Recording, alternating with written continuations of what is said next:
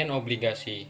Suatu obligasi merupakan janji untuk membayar sejumlah uang pada tanggal jatuh tempo yang ditentukan, ditambah dengan bunga periodik dengan tingkat yang ditentukan atas jumlah jatuh tempo nilai nominal.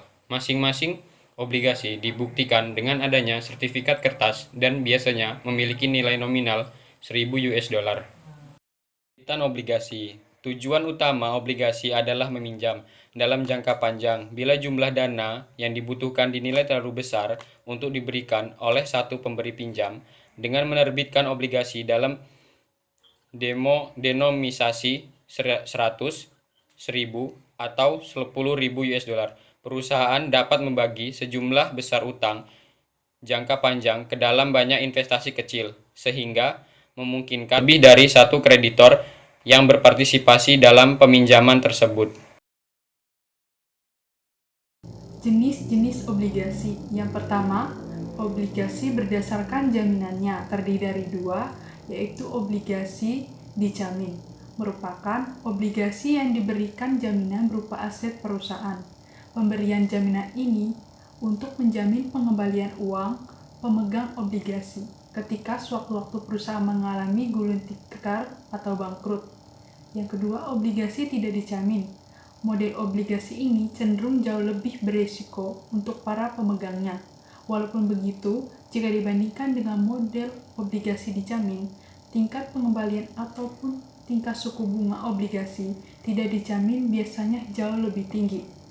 Yang kedua adalah obligasi berdasarkan waktu jatuh tempo. Terdiri dari tiga. Yang pertama, obligasi berjangka.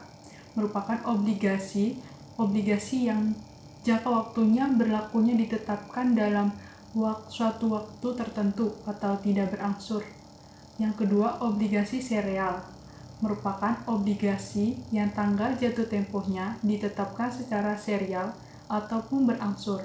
Yang ketiga, obligasi tak ditebus. Merupakan obligasi yang dapat ditebus oleh penerbitnya kapanpun penerbitnya ingin menebusnya, selama dilakukan sebelum tanggal jatuh tempo. Yang ketiga, obligasi berdasarkan bentuknya. Terdiri dari dua. Yang pertama, obligasi terdaftar. Merupakan obligasi yang diterbitkan dengan menggunakan nama pemiliknya ataupun nama pemegangnya. Yang kedua, obligasi atas unjuk. Merupakan obligasi yang nama pemiliknya tidak dicantumkan, tetapi dapat diperjualbelikan ataupun ditransfer kepada orang lain tanpa memerlukan aktivitas peresmian atau dokumentasi apapun. Penilaian utang obligasi.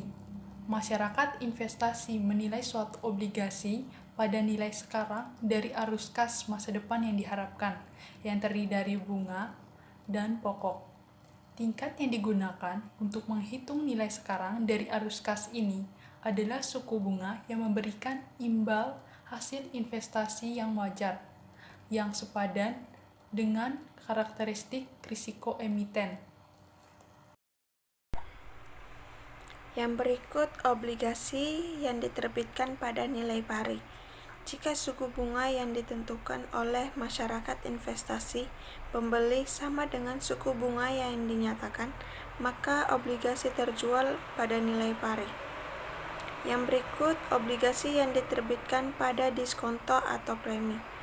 Jika suku bunga yang ditentukan oleh masyarakat investasi pembeli berbeda dengan suku bunga yang dinyatakan, maka nilai sekarang obligasi dihitung oleh pembeli dan harga terkini akan berbeda dengan nilai nominal obligasi. Selisih antara nominal dan nilai sekarang obligasi menentukan harga aktual yang dibayarkan pembeli untuk obligasi tersebut. Selisih ini adalah diskonto atau premi. Slide berikut, amortisasi, diskonto, dan premium. Apabila penjualan obligasi menimbulkan diskonto atau premium, maka jumlah diskonto atau premium tersebut harus diamortisasi selama umur obligasi metode tertentu. Amortisasi tersebut harus dibebankan kepada biaya bunga periodik dan menjadi beban penghasilan periodik. Terdapat dua metode amortisasi. Yang pertama yaitu metode garis lurus.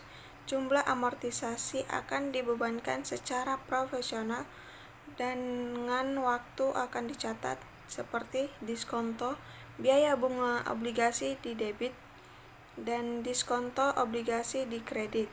Premiumnya premium obligasi di debit dan biaya obligasinya di kredit. Yang berikut kedua metode bunga efektif. Perusahaan mencatat penyesuaian ini pada biaya sebagai beban obligasi selama umur obligasi melalui proses amortisasi. Prosedur yang diperlukan untuk amortisasi diskonto atau premi adalah metode bunga efektif. Dengan metode bunga efektif, perusahaan ini harus menghitung beban bunga obligasi terlebih dahulu dengan mengalihkan nilai tercatat nilai buku dari obligasi pada awal periode dengan suku bunga efektif, dan menentukan amortisasi diskonto atau premi obligasi berikutnya dengan membandingkan beban bunga obligasi dengan bunga kas yang dibayarkan. Selanjutnya, obligasi yang diterbitkan pada diskonto. Gambar tersebut merupakan ilustrasi amortisasi diskonto berdasarkan metode bunga efektif. Untuk gambar yang pertama, menjelaskan perhitungan diskonto Evermaster Corporation yang menerbitkan obligasi senilai $100.000 dengan kupon bunga 8% pada tanggal 1 Januari 2011, jatuh temponya tanggal 1 Januari 2016, dan bunga dibayarkan setiap tanggal 1 Juli dan 1 Januari. Oleh karena investor mensyaratkan suku bunga efektif 10%, maka investor hanya membayarkan sejumlah $92.278 untuk mendapatkan obligasi senilai $100.000 tersebut, sehingga menghasilkan diskonto sebesar $7.722. Untuk gambar yang kedua, merupakan daftar amortisasi diskonto obligasi selama 5 tahun. Sehingga pencatatan penerbitan obligasi pada diskonto tanggal 1 Januari 2011 adalah kas di debit sebesar $92.278, utang obligasi di kredit sebesar $92.278. Untuk pencatatan pembayaran bunga pertama tanggal 1 Juli 2011 dan amortisasi diskonto adalah beban bunga obligasi sebesar $4.614 di debit, utang obligasi di kredit sebesar $614, kas sebesar $4.000 di kredit. Dan untuk pencatatan beban bunga yang diakui pada tanggal 31 Desember 2011, yaitu beban bunga obligasi di debit sebesar $4.645, utang bunga obligasi sebesar $4.000 di kredit, dan utang obligasi sebesar $645 di kredit. Kemudian, untuk obligasi yang diterbitkan pada premi, asumsikan bahwa untuk penerbitan obligasi yang telah dijelaskan tadi, investor bersedia menerima suku bunga efektif sebesar 6%.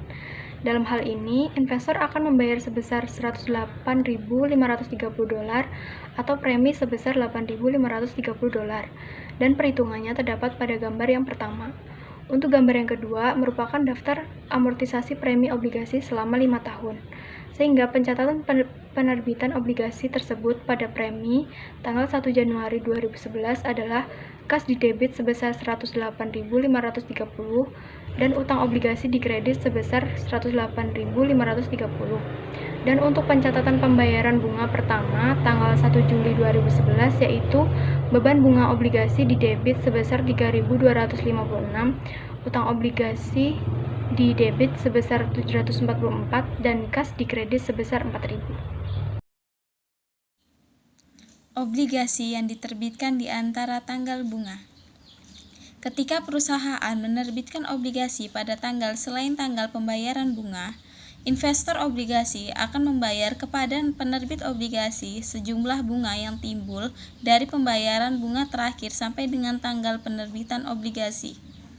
Kemudian, pada tanggal pembayaran bunga setengah tahun berikutnya, investor obligasi akan menerima pembayaran bunga selama 6 bulan penuh. Obligasi yang diterbitkan pada nilai pari. Berikut jurnalnya.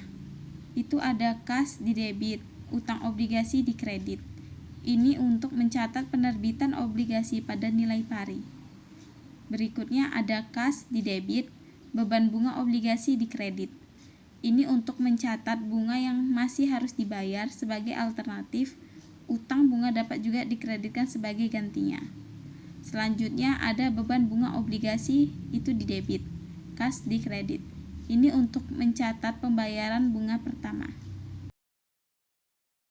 Yang berikut obligasi yang diterbitkan pada diskonto premi. Jika obligasi tersebut diterbitkan pada harga diskonto atau premi antara tanggal bunga, maka tidak hanya harus memperhitungkan pembayaran bunga parsial, tetapi juga harus memperhitungkan jumlah amortisasi efektif untuk periode parsial tersebut. Jadi, apabila obligasi diterbitkan pada tanggal selain tanggal pembayaran bunga, maka pembeli obligasi itu akan membayar penjual bunga obligasi yang terhutang dari tanggal pembayaran bunga berakhir sampai tanggal penerbitan. Pencatatannya sebagai berikut: kas di debit dan utang obligasi di kredit. Untuk mencatat nilai sekarang dari arus kas. Yang berikut, kas di debit dan beban bunga obligasi di kredit. Untuk mencatat bunga yang masih harus dibayar sebagai alternatif, utang bunga juga dikreditkan sebagai gantinya.